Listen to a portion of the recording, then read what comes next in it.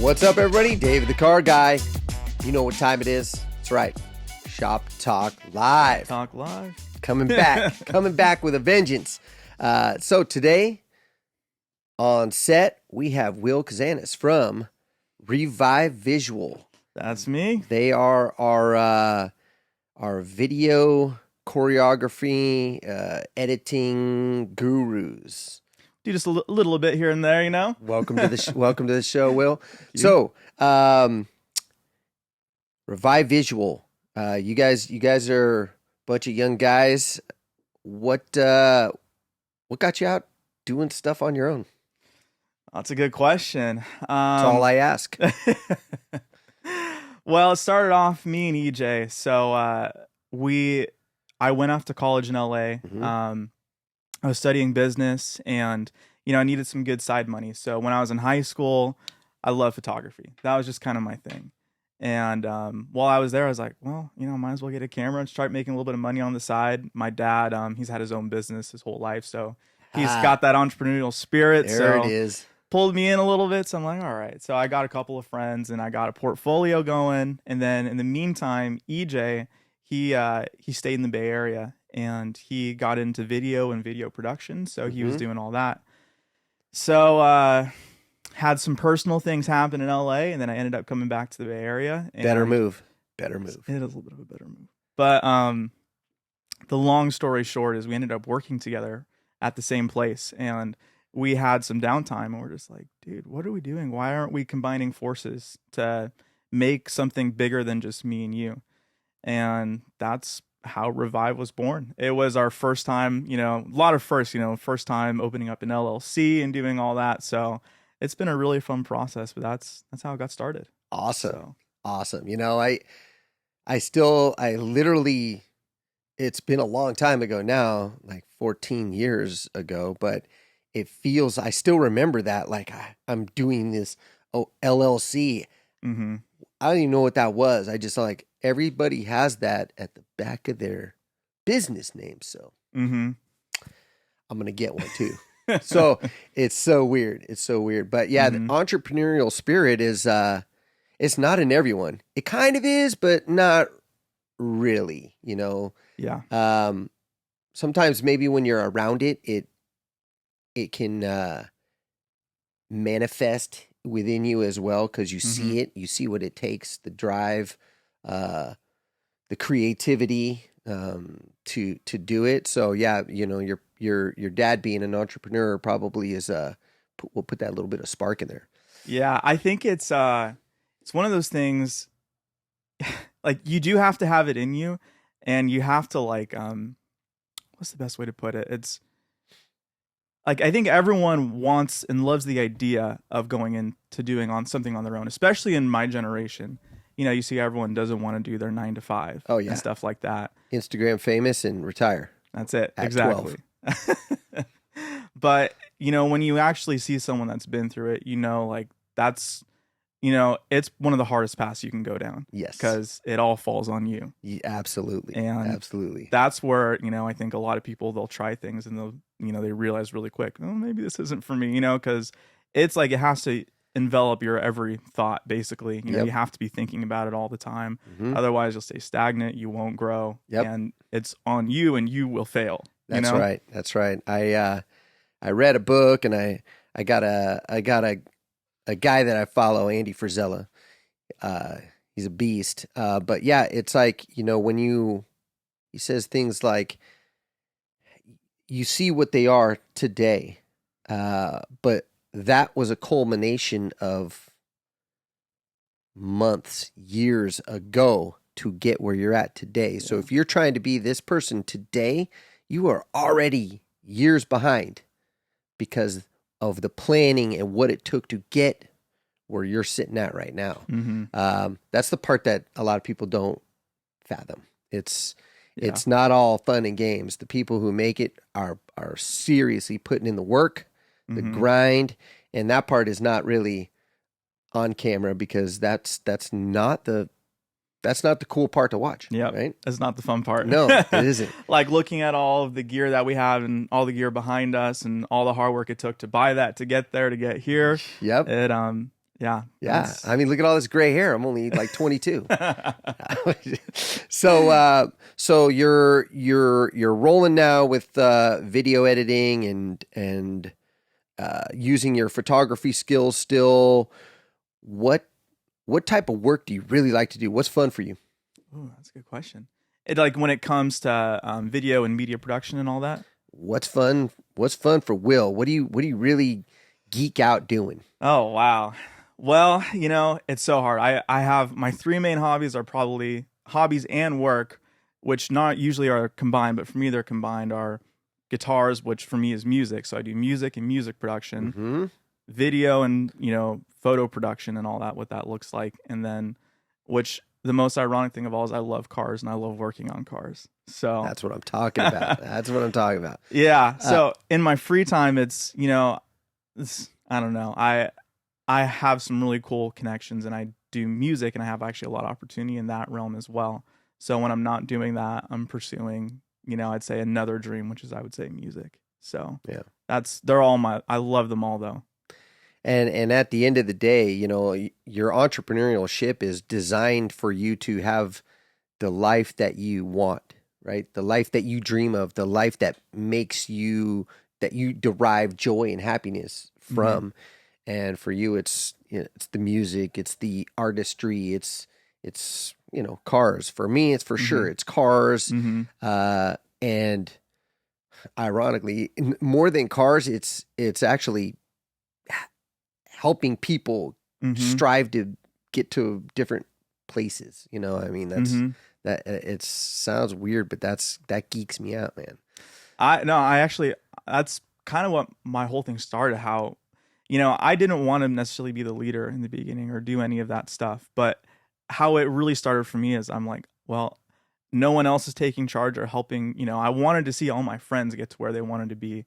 And I ended up just wanting to jump in and help because I'm like, well, I can see that in you. You can do that. Yep. How can I help you or what does that look like? Yeah. And so I agree. That's like one of my favorite things as well. Right. So even this show, for example, it started because, I know that I've told this story many times. I grew up an introvert at every level you could be. Like, I look back at myself and I'm like, I just want to punch my own self, my past self. I want to punch you right in the face because I was so, either insecure or just shy or whatever it was that it bugs me. It's one of those character traits. I was like, man, dude, for what? For mm-hmm. what? So when I got my first opportunity to public speak, because during school, there was not a once I went up in front of the class. I literally, this is as sad and as dorky as I was. We had oral reports. We even had group oral reports, and I would just walk up to the teacher and say, I'm taking the F. I'm not going in the front. Is there anything else I could do instead? Sometimes they'd be, well, you could do some extra credit on this. I'm done. Mm-hmm. Or no, you're going to take the F. And I'm like, okay, I'll figure out how to make sure I make it up somewhere else. Mm-hmm. But I got this opportunity to speak at a little mini trade show, their inaugural trade show on hybrid technology and all that stuff. And I'm in my hotel room and in whatever training place I'm at, and in the snow, I remember looking out the window and this guy's like, Dave, I need you to do this presentation. It's only half an hour. And, you're the guy, hybrids. And I'm like, no, mm-hmm. no. And he's like, bro, come on, you got this. Mm-hmm. So I don't know what happened or what he said, but I said, all right, I'll do it. And like I don't remember kind of what happened after that because I was like in my brain going, dude, what? That's how it goes. What is wrong with you? And I hung up and then I was like, holy shit, I'm screwed, mm-hmm. But I think deep inside, I'm like, look, you gotta get out of that. You gotta get that out. Cause that is for sure dragging you down. However it may be, but it's something. And, entrepreneurs don't like to have that, mm-hmm. right? I don't. So anyway, I did it and got over it, and I've done a couple bigger ones after. And, although I'm not great at it, and it still freaks me out a little bit, it helped me kind of like start doing this show, because now everybody who I've brought on the show, they're always nervous. Most of them are always nervous. They're freaking out. And I'm like, look, there's not that many people here. Except here, like there's like 35. No. Yeah.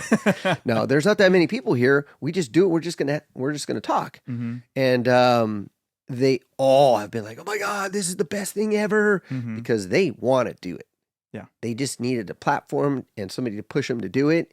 And what I like about doing the show is I get to see them kind of like come alive and, get excited. And, it kind of, I think it helps change them. So. Yeah. And I think it's so funny. Like the first, we just filmed our first podcast about a week ago, and that was our first time like really getting to see you in action. And, we're not just saying this because we're working for you, but right. We were watching you and we're like, you are like one of the most natural people, like when it comes to like podcasting, just your ability to lead a conversation. So yeah, it's a little nerve wracking coming on these sometimes for people, but you do a really good job making people feel comfortable and good. Thank you. And leading it well. So thank you. So, you talked about cars. I had you do a little pre-project before we started filming for our summit. I had a slideshow that we were going to run through so I can share my vision with my team. And I, like everyone, have a kind of a vibe, right? I am a car guy. I'm a little bit of an old school car guy also. And I said, hey, create a little slide deck for me. Here's my verbiage in there. And you guys pretty much nailed it. I'm like, this is better than I would have done it. So, appreciate that. So that made me really go, they might be car guys.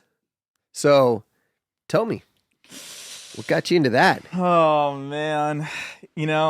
That's before all this, like, the cars were my first true passion and hobby. There's a story. My dad took me to Hot August Nights when I was a young kid.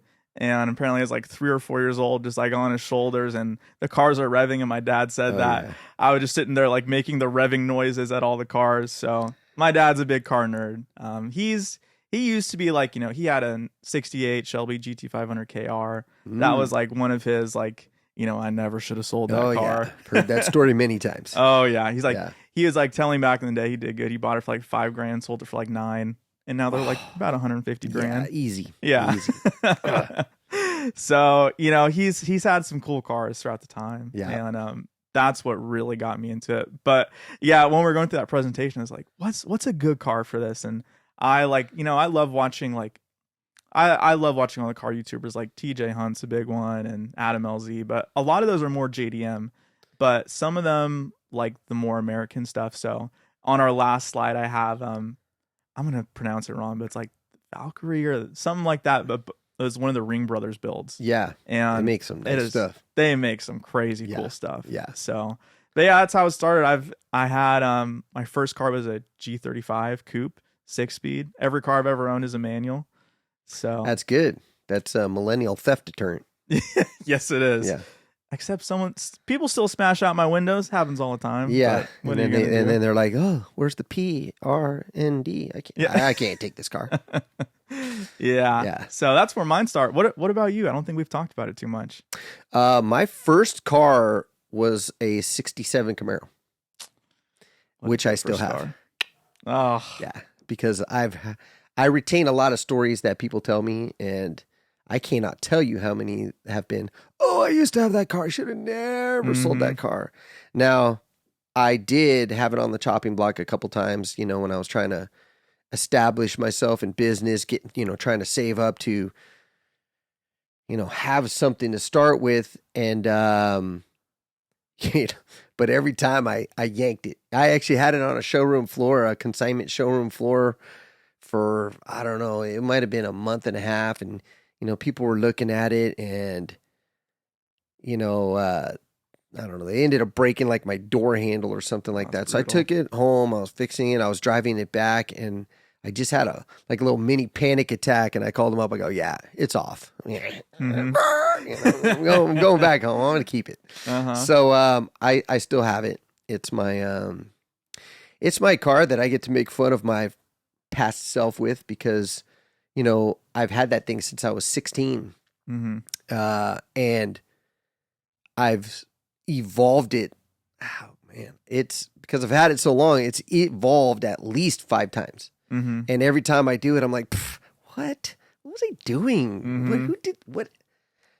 What is that? And then I would put the more expensive thing on because now I can afford it. So at the end of the day, it was affordability and knowledge. So yeah, you wouldn't want to see the interior of my G35. I took my first like stab at like wrapping, some vinyl wrapping. Yeah. It had like these silver trim in it, and I'm like, oh, I want some carbon fiber in there. Yeah. So what do? You get some carbon fiber wrap when you're in high school, right? So I mean, it wasn't bad, for my first time ever doing it, but I did that, and probably the the biggest offense of all was I'm like, man, it needs to sound louder. It doesn't sound loud enough. And I was like, oh, I don't got money for an exhaust, because there wasn't too many options when I was in high school, at least like cheap ones. So I looked up, I was Googling like what do I do? How do I make my exhaust louder? Mm-hmm. And you see some people, like they'll drill some holes in their muffler and stuff like that. But I'm like, like I got that thing in me. I'm like, all right, you can't just ruin it like that. So what is the next best thing? Just get a bunch of washers at the muffler where it connects in the white pipe and basically create an exhaust leak. And that's what I did. Yep. So, yep. Yeah. Seen it. Yeah. Seen it many times. That's awesome. So your passion for cars was also from your dad. Yeah. It's weird how when you're young and you get exposed to that. I don't know.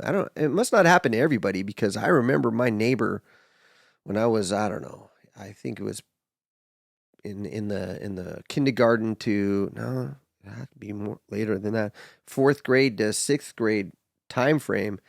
My neighbor had like this 32 Ford Coupe. Mm-hmm. His son was my age.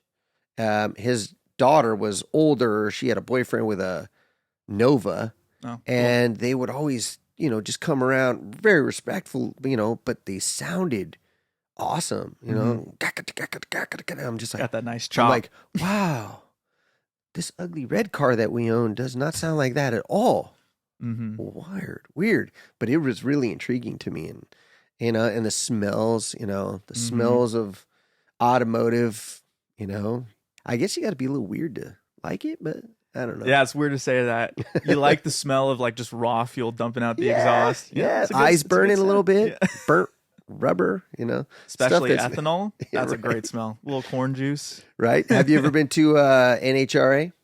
I haven't. Oh, man, I'm going to tell you right now.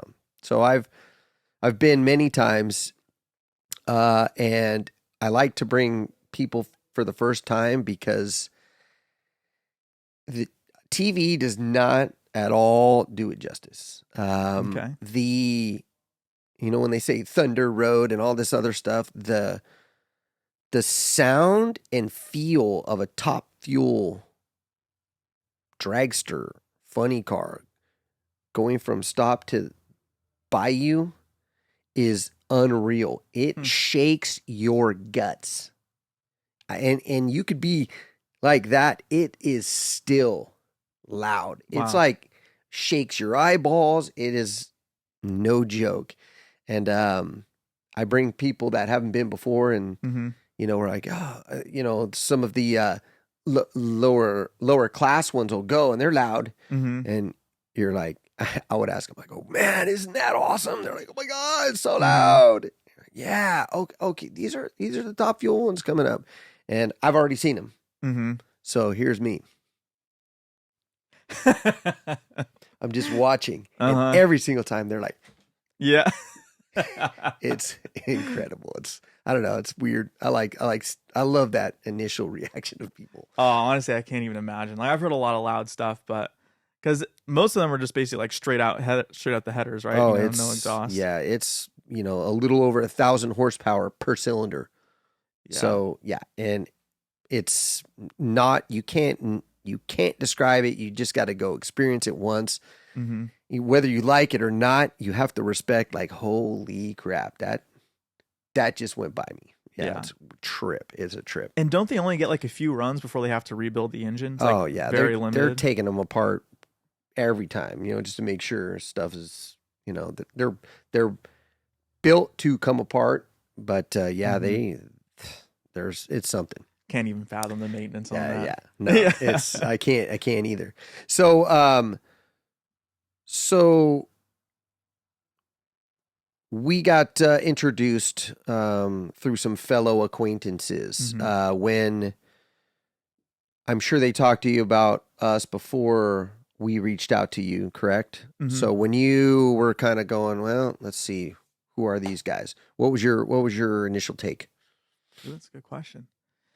Well, the people that we're working for before, we love them. They're great company in the same realm as you guys. And it's kind of a little more cut and dry what we do for them. It's, basically, as he describes it, it's like, we're making everything look good for their moose.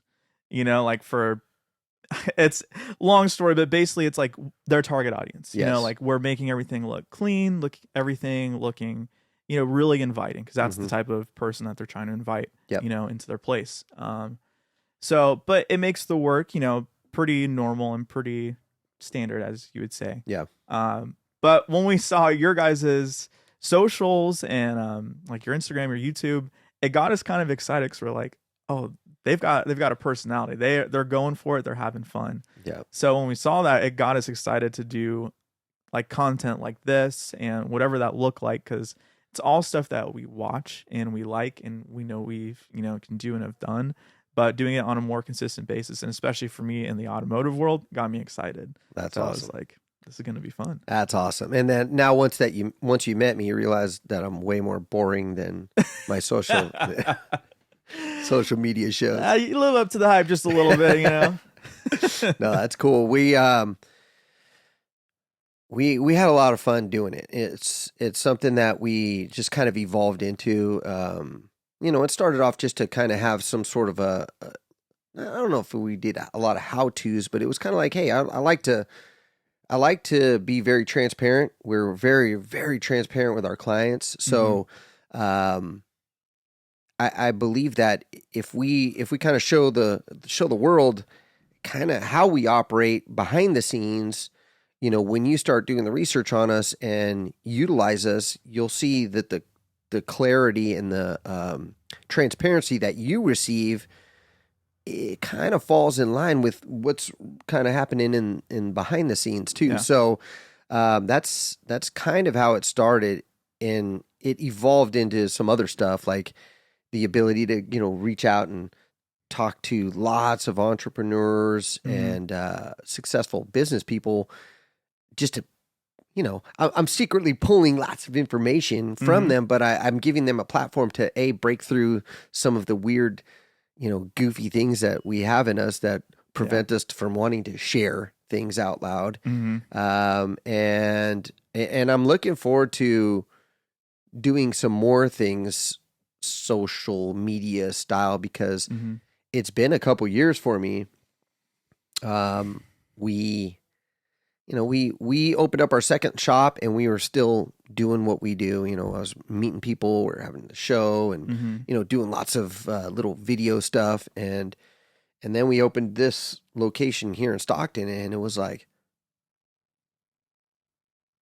I can't. We are running every bit of us, every minute of the day. We are on point trying to make sure that we make it. Yeah.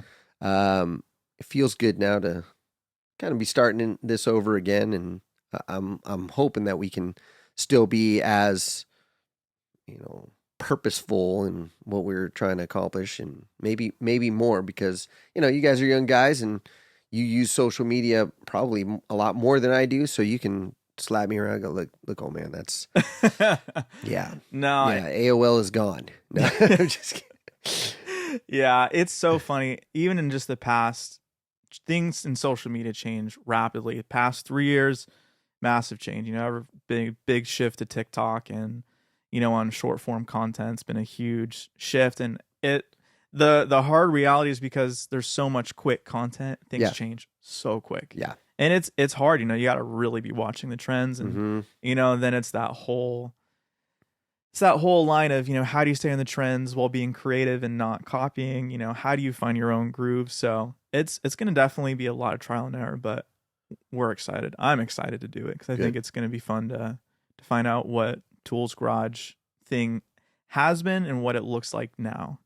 Sweet.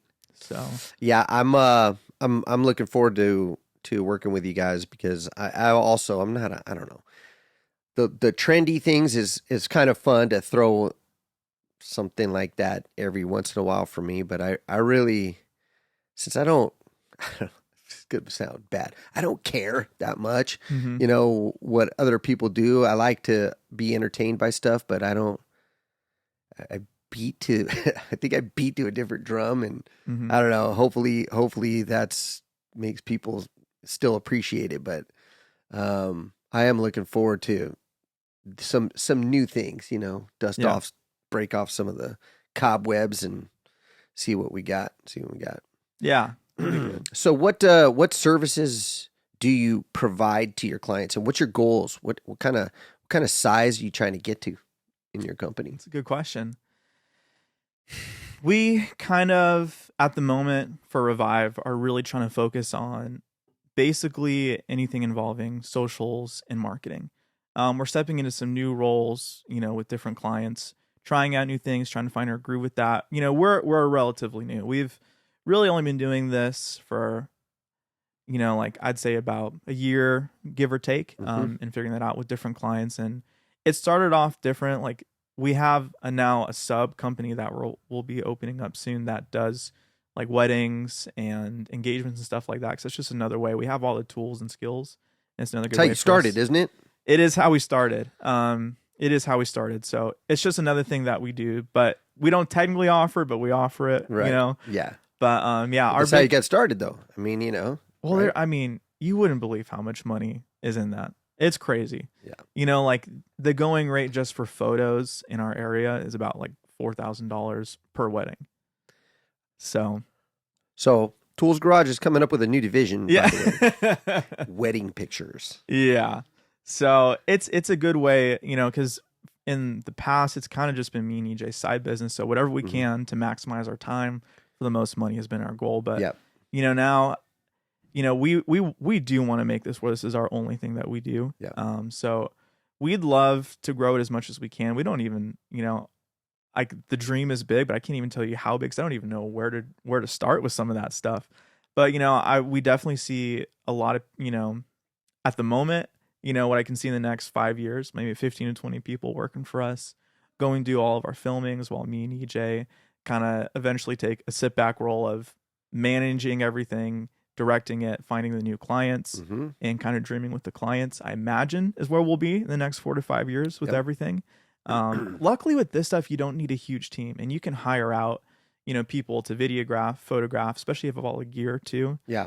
So, I know I'm kind of talking circles a little bit, but that's kind of like the broad thing that's kind of where I see us. We'd love to have about 30 to 40 clients that, like on a monthly basis, kind of how we do it with you on almost like a subscription basis. Yep. That's kind of what me and EJ have agreed upon, like of what we think works best. And for a lot of people that we've seen in this industry, it's kind of a common thing. So that's what I'd say. Yeah. I did my research on you guys too. That's why I knew about the wedding stuff, because I originally went to your website, because I'm old. That's what I do. I go to websites. And I was like, wedding pictures. Where's some cool vibes? Not a lot of stuff there. So we had some conversations on the phone, and I'm like, okay, they're relatively new, but there's something. They got a little something. So I'm gonna give them a shot, because again, what geeks me out is these guys are starting. They have the potential to grow, and if I can help, I'm in. I'm in. Yeah, So appreciate that. I definitely have a lot of business ideas. If you're, when you ask, I'll share. So Okay. the getting you out here subscription based is, a certain timing is really kind of how we started. We originally were like, okay, hey, how much time do I have to do all this video work? And in my mind, I worked out on paper 0. So I had to figure out how can I get some in there. Mm-hmm. So we did all of our math, and we're like, you know what, if I spend this much time and we film, and I dedicate my time to these platforms for that day, we can accomplish a lot. Mm-hmm. I said, let's do it. Let's do it like that. And we'll run it like this, and we'll come every week. I was doing it every week, so Mm-hmm. which we may get to. Mm-hmm. And it went from there, and it worked. It's like, and I was very active on a lot of platforms, and honestly, people are like, "Oh my God, how do you have time to work?" And I'm like, Mm-hmm. "Yeah, I don't know. I don't do anything. I just kind of, we do videos all day long, every single day. It's so awesome." But yeah, it works when you got a good team of videographers and editors, Mm-hmm. and a plan. We're filming for this platform, we're filming for this platform, filming for this platform, and then you guys are in the home office just editing away, Mm-hmm.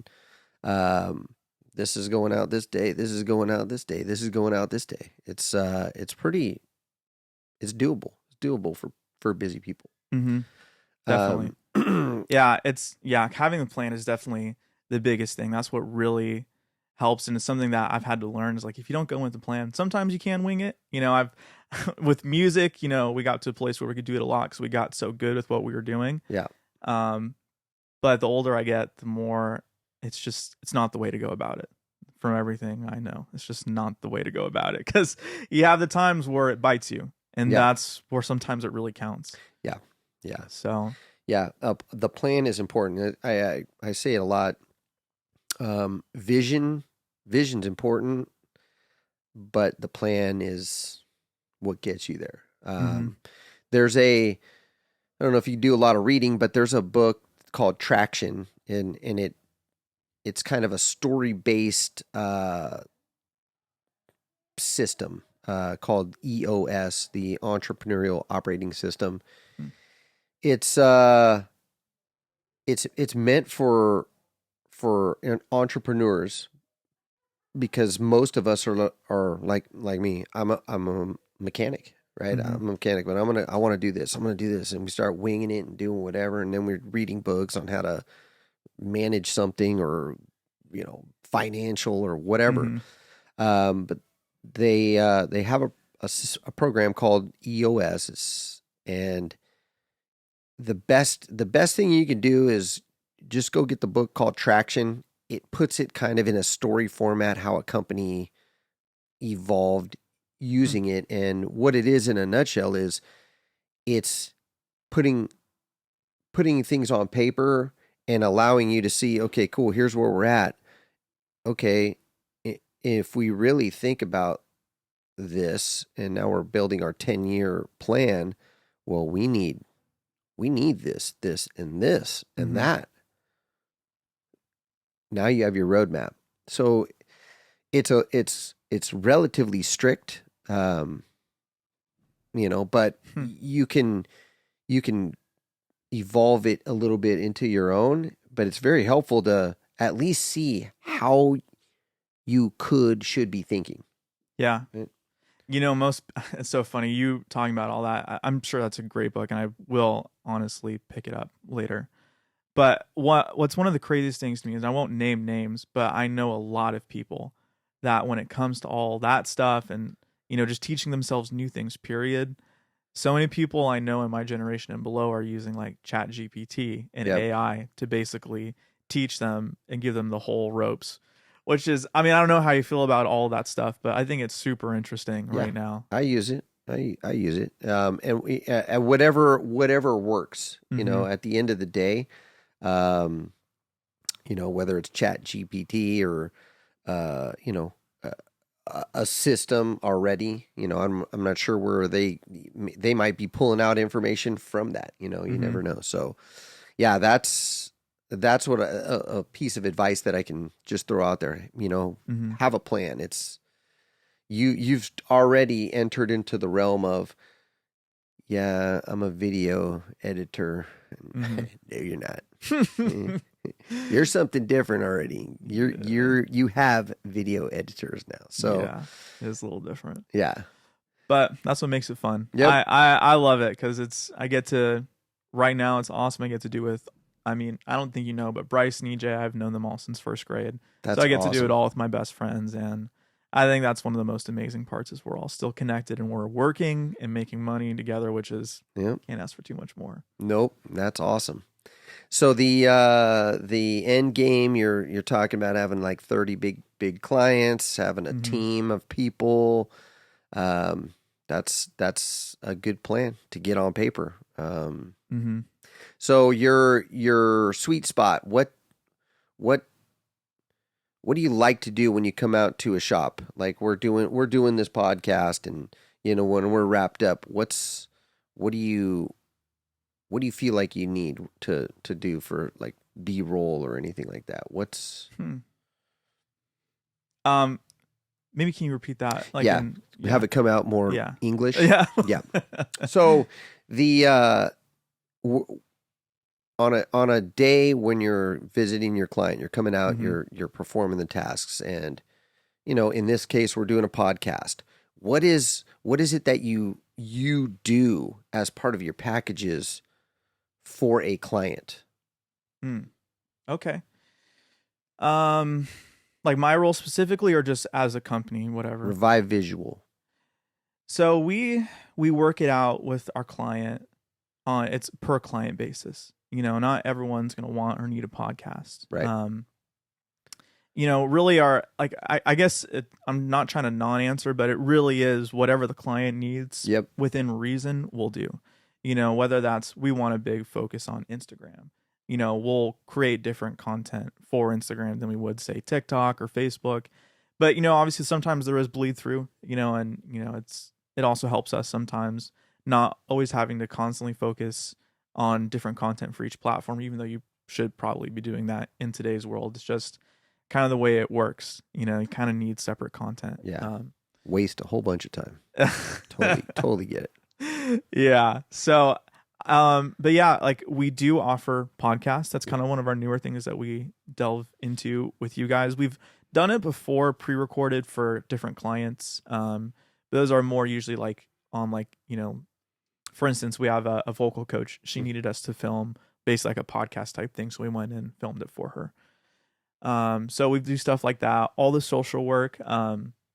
We do, offer some graphic design things. And as you know, we did a presentation in PowerPoint for you. It's all stuff that we can do. We have, basically anything media related, we can kind of take care of.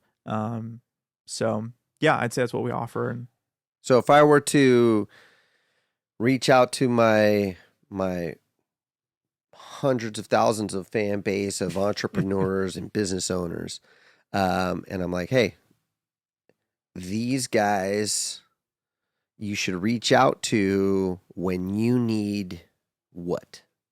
Socials. Anything socials. Anything social. And socials, and it could even be better broadly put as marketing, but anything marketing related we can take care of. Marketing, image, social. That's it. Cool. So I feel like that's the best way to put it. Right on. All right. Well, you got any questions for me? I had thought a little bit about it. I know we've talked about it a little bit, but I want to hear a little more of like what got you going to get started, like in tools, and how all that was formed. And if this is, something that's been talked about a lot on podcasts, we don't have to go there, but I can't even remember. So I'll answer, and I'll try and make it quick just in case. Okay. I'm a mechanic by birth, by trade. Obviously, my last name. It must have been somebody trying to tell me, look, dude, you have only one skill. Okay, go do that. So I became a mechanic, and what I've learned now in my future self is that I'm a visionary, right? I've taken all the tests, my character traits. I'm a visionary. So Wait, actually, which, by the way, like when you take all the tests, like Enneagram and all that? What's that? Like the Enneagram test and all that? Is that what we're talking about? Enneagram, I don't even know what that is. Okay. So never mind then. But yes, like your personality profiles, your working genius profiles, they're the character traits of true visionaries. How you think, what you are geeked out by doing. That's me. So I was a mechanic, and I'm working within the confines of my job, and my brain was always thinking, man, you know what would be cool? If we do this, I can make my job easier and be even more productive because I'm a worker. I mean, that's how I am. I'm just a driven worker. I'm constantly trying to better my past self. So I always there's ideas all day long. It's annoying. But some of them are good. So, when I would share them with these places that I worked, and they're like, oh no, that's, we can't do that. And then, years later, they're like, hey, guess what we're going to do? And I'm just like, we could have been doing this for 2 years already. And it probably got you in a lot of trouble back then too. It did. Yeah. It did. It makes you come off as, rude, or you don't care, or you're never happy. All, I don't know, maybe true, maybe not, but basically that's my tenure of work was working on cars, get excited about my career, dedicated like I own it. And you just lose passion for helping the place that you're at. So then I would get to the next place. So the last place I worked, I got a chance to like manage it and, make some calls. And I got to the point where I'm like, look, man, we've evolved from this to this. Here's where I think we can go here. Oh, here it comes again. Here it comes again. Yeah. So, I almost jumped out of the mechanics altogether, because I also like to, do some construction, build, framing and, that type of stuff. I used to be an architecture, took architecture in high school. Okay. So I drafted. So yeah, I was like, if you've ever tried to call a contractor, it's like they answer, they say they're going to be there. Never show. Or they don't even answer or get back to you. So I'm like, look, I'm going to get into contracting, and I'm going to answer the phone, and I'm going to get there, and I'm going to estimate it, and I'm going to kill it. And an opportunity came up to get back into my original shop that I started working at as a mechanic. And I'm like, this is what I've been doing all this time. And, I'm just going to, maybe I just have to know. Can I do this? Can I get to that level where I'm the guy? Yeah. So I did it. I just jumped in. It was just me. It was a one man shop. He was doing nothing, a couple of cars a week, and but he was my mentor. So I jumped in, basically bought all his equipment, helped him, retire per se, and gas on. I just went from there. I was, within the first year, I needed to hire my first employee. Second year, second employee. Third year, third employee. And during that time, I was like, I can't stand this place I'm at. I have to make a plan to buy something, a building. So I made it my goal by the time my 3-year lease was up to purchase a building, which I don't know what I was thinking, but that was on my plan. And by the time we hit that third year, my lease ended, and 2 months later is when we moved in, because I had already secured a loan somehow, where a bank said, thought it was a good idea for me to get that building. And how old were you? I was 40 Okay. 40 at 39 when I first started, I think. Yeah, 39 when I first started. And yeah, then when we moved into the big building, we operated there we were in business for 10 years. And I was pretty cool with one shop. You know, we were really doing well. We were doing well financially. The work was more creative for me because I had great people just doing the job, and I was there to, you know, assist on the spot as needed. And then we moved from the Bay Area because we were looking for some room to spread out. You know, we were born and raised there, and it's not quite the same as it was, you know, 40, 50 years ago. So, and where were you in the Bay Area, by the way? I grew up in a lot of different places. My dad worked for the airlines, TWA. You guys weren't even alive when that was operational. But we moved a lot because of that. So I did a stint I think I was in South San Francisco first when I was born. Then I went to San Bruno, then to San Bruno again, different spot. Then we moved to Fremont. Then we moved to Garden Grove, Southern California. Then we moved back up here to South San Francisco again. And pretty much that's where I ended up finishing like junior high school and high school. Oh, wow. All that by junior high. All that by junior high. Oh, wow. That's a lot of moving. So I was either going to be very gregarious because I'm meeting new people all the time, or clammed up. Yeah, I can imagine. I'll blame it on that. So yeah, plus being a little small, all elbows and knees, skinny little runt, you know, you get picked on a lot. So I learned, you know, I'm fast. I'm pretty dang fast. You cannot catch me. So yeah, that's that whole moving around was interesting. Okay. And that first shop was in South San Francisco? No, the first shop was actually in San Carlos. Oh, okay. So anyway, we basically moved from Belmont, where we live, to up here in Valley Springs, and we went back and forth for a little bit, and then we noticed, hey, man, you know, there's kind of a need up here. You know, it's not big, it's not a big place, but you know, there's a need up here. Let's see if we can do this. So we ended up opening up our second shop in Valley Springs, which is where we live now. And it did well. We actually opened up in June of 2020. Crazy time to open. Yeah. So a couple months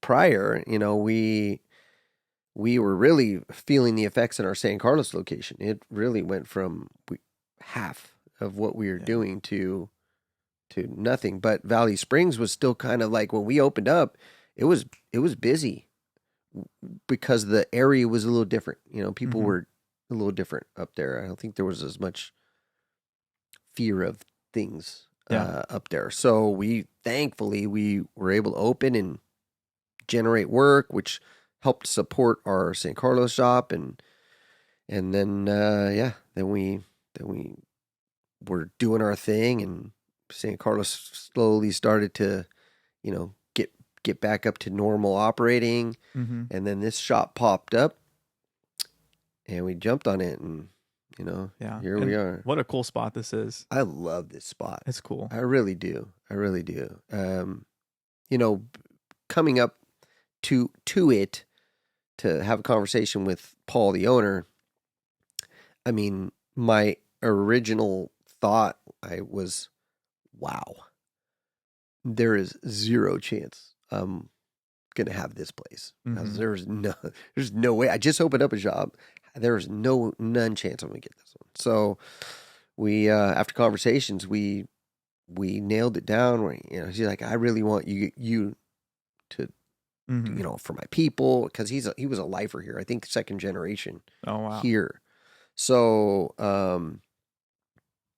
yeah, we did it, and I got a studio out of it. Yeah. Because this was a car dealership, right? This was a car dealership back in the 60s, Delta Pontiac. Oh, it's a Pontiac. Wow. Okay. Yep. No awesome gems that we've come across yet, but there's a lot of stuff that we're still going through. As a matter of fact, all the way up to yesterday, you couldn't see this area. It was not for the squeamish. It's good. It's got a good rustic look to it right now. It has a good rustic look. So yeah, there's still a lot that we're gonna do with this place, but we've painted the outside to bring it back to that old retro look. So we didn't use the Pontiac colors, which are red, but we used Toole's Garage colors, which are blue and silver, blue and gray. So we think we revived that vibe, that look again, and we still got more to do. It just takes time and money, which we're working on. But this whole upstairs is the entire size of the shop floor for the most part. So since we did whatever we were doing in here, it really like visionary. I'm like, wow, I'm getting some people in here to knock all this stuff out of here, and then I want to see what we can do. Maybe a training facility, maybe a very cool studio. I'm here for that. I think no matter what, even right now, it looks good. Look at it. It has hardwood floors in here. I don't think they'll ever look good, but it has them. Little sanding. Maybe a lot of sanding. Yeah. And, I don't know. Maybe I just cover it up. But anyway, but yeah, that's kind of the story, the short version. I just, I loved being a mechanic. I loved the cars. I loved working on them. I loved taking them broken, figuring it out and fixing it. And especially those cars that have been to multiple places. They're like, I don't know what to do. And I'm like, look, let me just find it. Let me try and find it. And that was the most satisfying thing for me. It was like, I don't know. I'm helping with tradecraft. Do you have like a story of the worst car that like even maybe stumped you a little bit? And if one doesn't come to mind, yeah, it's okay. I'm sure it happens a lot. I didn't have any really stumpers. I did have a car that when I worked at the dealership, I had a car that came in. It was like a 97 Accord wagon. And this was in like 98, 99, somewhere in that time frame. And it came in, and I got the job, and the problem was it would randomly overheat and sometimes die. And I looked at the paperwork, and it's like, this has been replaced. This has been replaced. This is like computer, throttle body, everything that kind of had triggered some sort of a code was replaced. So at the time, I had just finished up the advanced electrical training course that was part of your dealership training. I went in there and I really got a lot out of that course. And so I get the car and pull up my schematics, and I'm saying, okay, I'm reviewing the problems it's had, and I'm like, okay, what is all related? How is it all related? And I'm like, and I find a couple little spots, and I'm like, okay, well, this is the horn circuit, so if it's a problem, bam, no, not the problem. I'm like, it's got to be up over here. So I'm tracing these little pictures, and I'm like, look, there's a connector that feeds this and that, and they all kind of come into that one connector. Let me go check it out. So I go over there. It's by the hood hinge, nowhere related to any of the components. It's a really random place. And I open it. There it is, big connector. And I'm like, okay, look, here's the wire colors. I peel it back a little bit, and I'm like, okay, look, oh, green. That's the cooling fan one. And I just give it a little wiggle, and I'm like, it doesn't have that locked in feel. So I ended up pulling the connector apart, and I could pull it right out. Three wires, not fully snapped into the connector. Wow. One was the voltage reference wire that fed 4 different things. Wow. And one was the cooling fan. All those things tied in together. So I snapped it all in place, put it back together, wrote all my notes. And I remember the district service manager was there at the time. Mm-hmm. And they're like, oh, this car's getting ready to go into buyback. And I'm like, why? Because it's got these problems. I go, I just fixed it. They're like, they just pulled in. Wow. I'm like, what?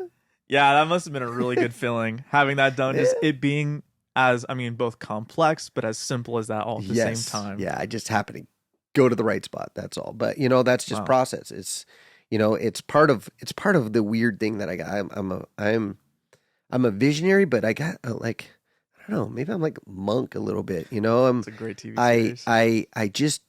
I see things that are out of place. Right?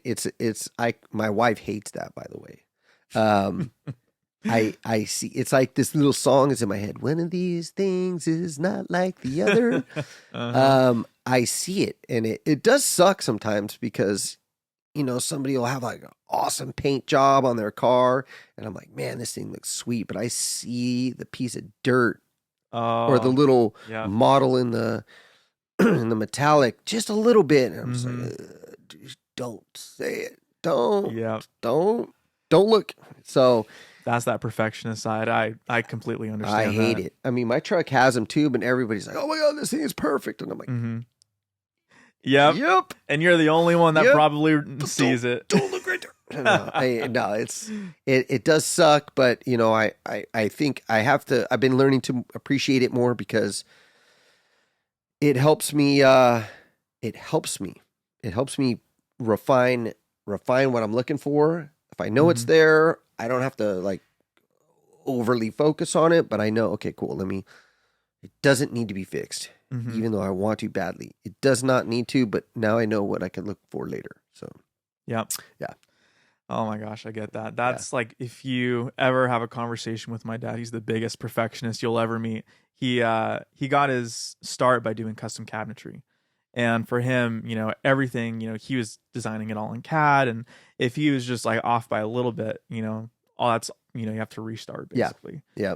So that bled into me. And even for a little bit, I was, as a side job, I was detailing cars, and doing the full paint correction. So it's so hard. Like when you see that little thing and it bugs you, it's just so hard. Like you have to, for me, I had to learn so long how to let go of that perfectionism. And I'm still not good at it. I'm still not good at it either. Yeah. I'm probably going to watch this podcast back and be like, what did I say wrong? Or, it's just, I think part of it too is just learning how to not overthink even when there's phones ringing. That's right. That's right. And I turned off my ringer, but not on my other phone.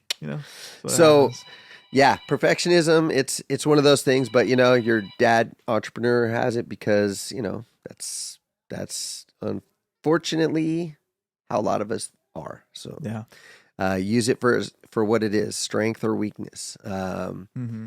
So cool, man. I've had a good time. So tell our fans out there how to get a hold of you. If you want to get a hold of me, the easiest way, definitely go to our website, revivevisual.com. There's our links to all of us. I have my personal cell on there, or my work cell, I should say. And that's the easiest way to get a hold of us.